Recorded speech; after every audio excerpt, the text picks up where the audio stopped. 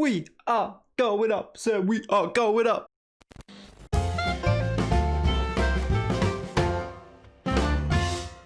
Hello and welcome back to Up. It is the Malvern Town Save. It is episode number 36 today, and we start off by celebrating the fact that we are now a League One team. That is right, Malvern Town are in League One. Promotion was secured in pretty dramatic style at the end of last season. I'm showing you some clips over the top of me chatting away here as we kind of fell over the line in the end, but the job was done. We finished the season in third, just behind Stevenage and the champions Blackpool on 74 points. It was Accrington in fourth, Bradford in fifth, and Southend in sixth.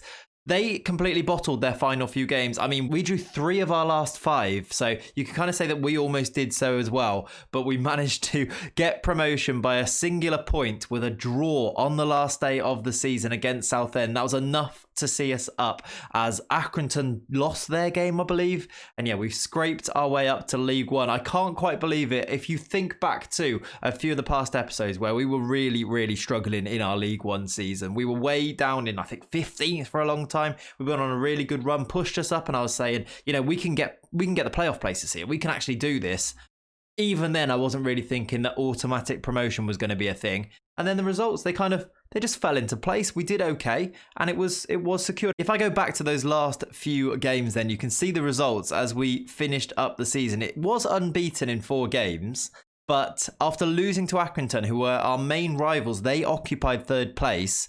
It kind of looked less likely, but then we beat Grimsby. We drew 0-0 with Stevenage. In fact, it was unbeaten in the last 5. I've just scrolled down. Of course, that Southend game is there at the bottom. Drew to Stevenage, drew to Cambridge, beat Barnet, massive win this was, and then in the end, a 1-1 draw. Janbo with the equaliser. They scored a penalty, and it looked like we were going to really struggle. We hit back straight away. Janbo got the goal, and League One, here we come. Before we get into some of the aspects of this season, looking at the transfers that we made to prepare for League One, where we look at some of the improvements that the club is making as a whole, I do just want to show you the end of season awards from the previous season back in League 2. The Fans Player of the Year was Nia Kirby, 47% of the votes for our main man. Don't You Wish Your Midfielder Was Nia Kirby is the song that the fans sing. And when I say the fans, I mean me when he scores a goal. He was the most popular. Janbo did get second place in that. Isaac Christie-Davis in third there. Goal of the season was scored by Isaac Christie-Davis. I've had the look. It's not that special, so I'm not going to bother to show you.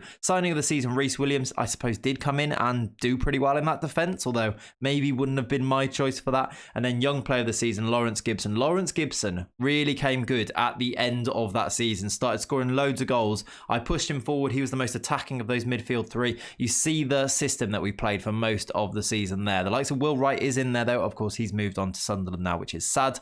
Nasser Kataf in the midfield there too. I'm just picking out a couple of names for no reason there.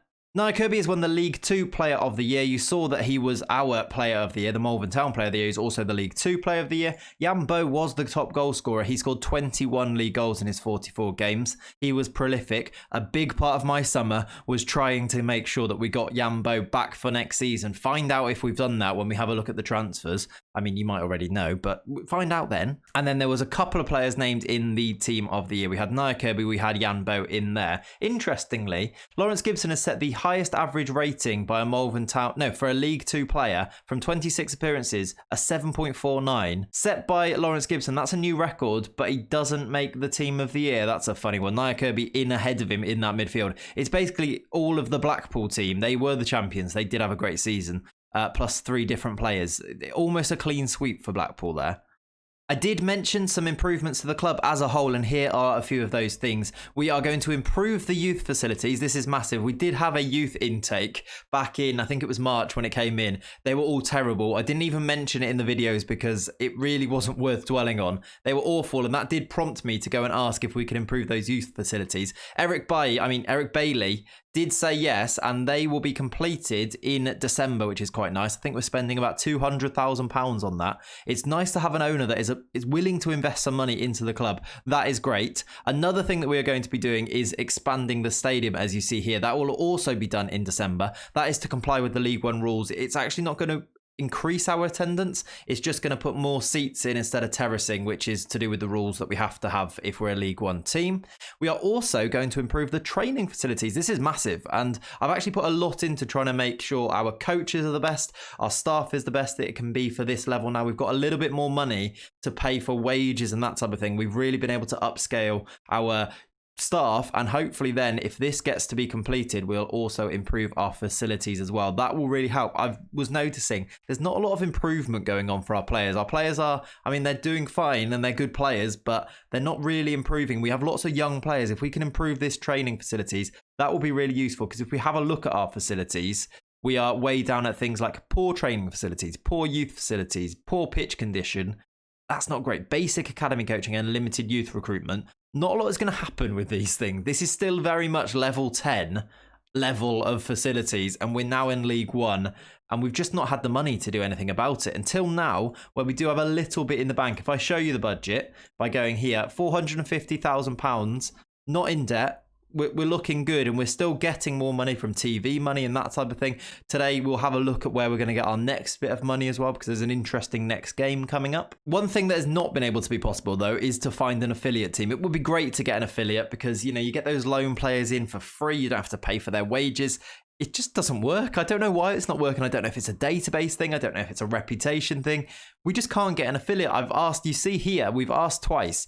We asked back in May, and then we've asked again in August. Both times the board have said, yep, we'll get you an affiliate, no problem at all. And then they go out and they can't find anybody, and it gets cancelled, and it's really frustrating, but I don't know what to do about it. The last thing I want to show you is we are going to be starting a coaching course. After asking for what feels like the 15th time, they have finally allowed me to go and study for my National A license. Soon we'll be able to study for those continental licenses. We could actually become a good manager then. That would be quite nice. But yeah, it's taken a while. Finally, they said yes. During last season, I asked, they said no, because we need you on the training pitch. I thought, fair enough. Okay, understood. We're in the middle of a season. It's an important season. I'll ask at the end of the year. We got to the end of the year and everybody went on holiday. There was no players at the club, and I asked and they said, nah, we need you on the training pitch. And yeah, I didn't know what to do about that. But finally, they have said yes, even though, again, we are now mid-season, or we started the new season. Interesting. We're going to be studying for that coaching course, though. It is good news. And you may have noticed it on the screen. Massive news for the series.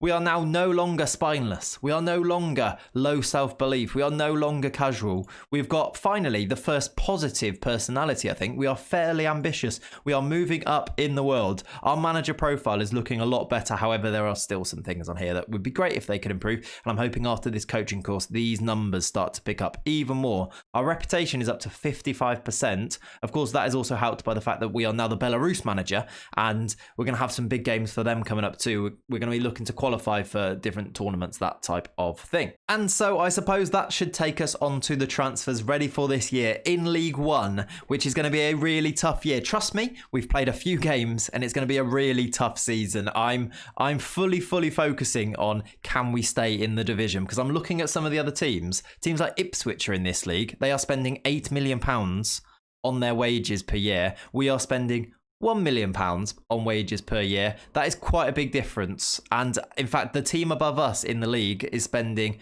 I think it's over £1 million more on wages. We are so far behind, as we have been throughout this whole journey. It's really tough. However, I do think we have picked up a few gems in these transfers. There's probably one name that if you have any understanding of German football, you may be able to spot really quickly. We have brought in a former Hertha Berlin player who played for Hertha Berlin last year. I mean, if you know me, you know the significance of that anyway. But the significance for this series is that Lazar Samardzic is going to be a Malvern Town player. He's valued at £7 million. That is crazy to me. He's only on £2,500 per week. Of course, that is quite big for us. That's taken a big step up, but we're still just about within our wage budget, actually, or just a tiny little bit over. But, you know, the board are quite happy with that anyway. Samardzic is in. He was a free transfer. He'd actually left Hertha. It wasn't that we signed him from Hertha. He was gone. He was unattached. Brought him in on a trial. Somehow we've managed to get him. He started off pretty quietly, but last season he played 7 games for them. The season before that he was playing 29 games, 28 games, 28 games, 32 games in the Bundesliga for Hertha Berlin, and now he plays in League One for Malvern. I feel like this is a huge signing for us, and he's going to bring a lot of quality to this team. A 6.85 in his first 4 games is quiet.